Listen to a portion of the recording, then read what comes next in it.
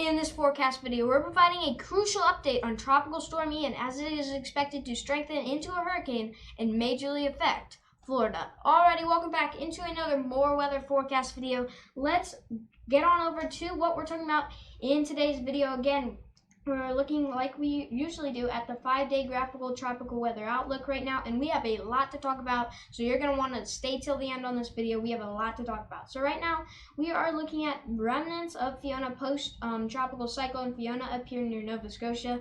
Did not see a good situation there in Nova Scotia, especially near the Sydney area. Power outages, most people in Nova Scotia are still without power. We also had damaging winds, big storm surge that just ripped apart houses as those waves went on to land. Was not a good situation there in Nova Scotia. Our prayers extend out to those people in Nova Scotia. Really not a good situation there. Besides Fiona, we do have Tropical Storm Gaston and Tropical Storm Hermine. Not expecting too much with those two. Not expecting them to develop really into anything. We also have this Disturbance 1, 30% chance of cyclone formation in the next 5 days. Not expecting too much with this as well. We're not going to really talk about that.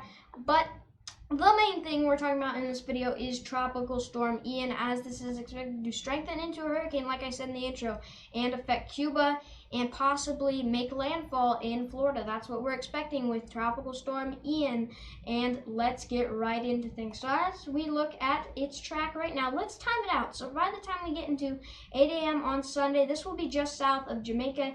Let me circle Jamaica here. As you can see, that is Jamaica right there. We do have tropical storm watches for Jamaica and one of the Cayman Islands right here. I can't really remember its name.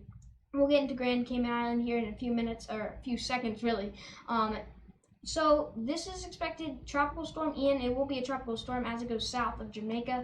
It is expected to stay well south of Jamaica, so some minimal impacts expected there. Some maybe gusty winds, so like 30 mile per hour winds to 40 mile per hour winds can be expected. Very high gust at times, but not expecting too many impacts. Maybe some tide issues there, but not expecting too much there in Jamaica. But as we go into 8 p.m. on Sunday, this is expected to become a Category 1 hurricane. And then as we go into Monday, so as we go into 8 a.m. on Monday, you can see right there, this is expected to affect Grand Cayman Island. I know we have a lot of tourists over there. Of course, those residents there in Grand Cayman Island. We're going to be watching you guys as this is expected to hit Grand Cayman Island. A hurricane warning there for Grand Cayman Island, and it is only expected to be a Category 1, possibly a Category 2 hurricane, but probably I would bet on a Category 1 hurricane, just brushing by Bermuda. So we're really going to have to watch this, or not Bermuda, Grand Cayman Island, excuse me, right there. We're going to have to watch Hurricane Ian at this point as it goes by Grand Cayman Island. Again, we're watching for those strong 70-80 mile per hour winds, coastal flooding, and of course just flooding overall, as we are expecting a lot of rain with this and some storms, some lightning, things like that. We are expecting that in Grand Cayman Island. You guys need to be ready for this.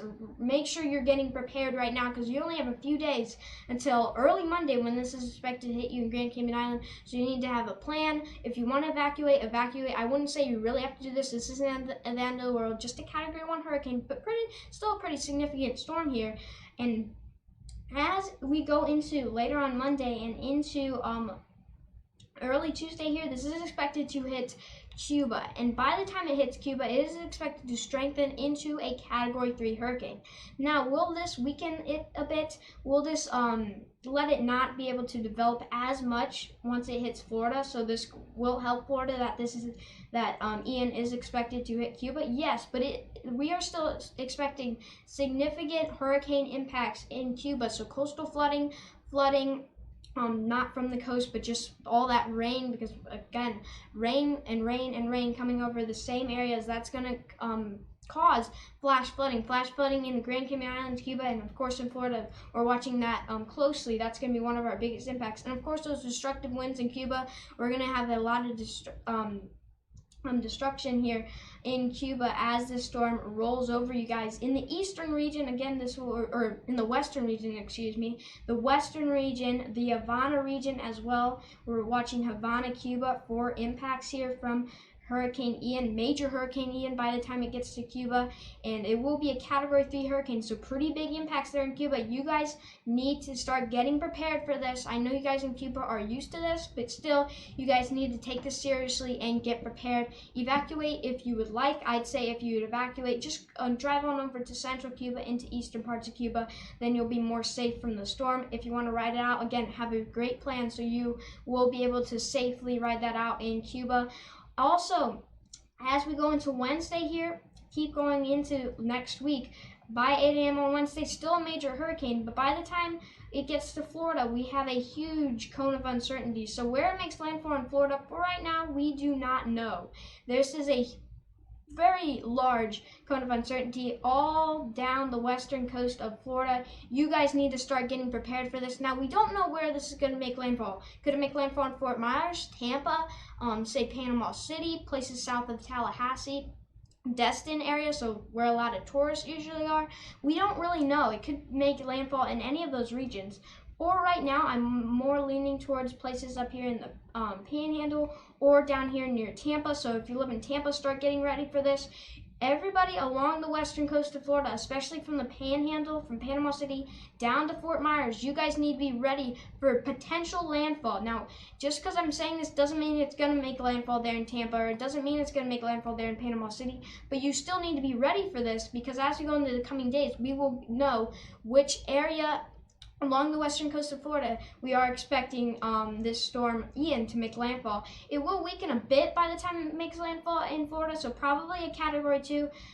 By the time we get into 8 a.m. on Thursday, that's when this is really expected to possibly make landfall anywhere along the western coast of Florida. Again, if you're in Florida, you guys need to be prepared for this. I think Ron DeSantis, the governor of Florida, already called a state of emergency. So I know you guys Floridians down there, you guys are experienced with this, but again, like those Cubans down there, I want you guys to take this seriously, as this is a significant storm, and it could make landfall somewhere along, it is expected to make landfall somewhere along the Florida coast. You guys need to be ready for this. So let's look at the model track guidance here from Tropical Tidbits, and as you can see, they are in much agreement that this will go just to the south of Jamaica and affect Grand Cayman Island there. But once this storm gets to Cuba, that's when a lot of these models are kind of going all over the place. Now, they're still saying in this general vicinity right here, but as you can see, that's a pretty large area, especially when you're forecasting a hurricane here.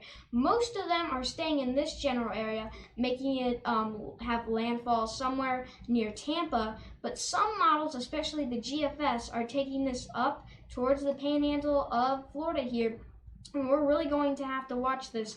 I'm, again, leaning towards the Panhandle region, or down here from Tampa to Fort Myers, where we could see impacts, landfall here. Again, power outages, coastal flooding, storm surge, just that flooding, as well as those destructive winds. Again, that will lead to power outages. We are going to have to be expecting that here in Florida. Now, this isn't a super storm. We're not expecting a Category 4, Category 5, anything like that, but still some significant impacts from Ian. It is expected to be either a Category 3 or a Category 2, maybe a Category 1.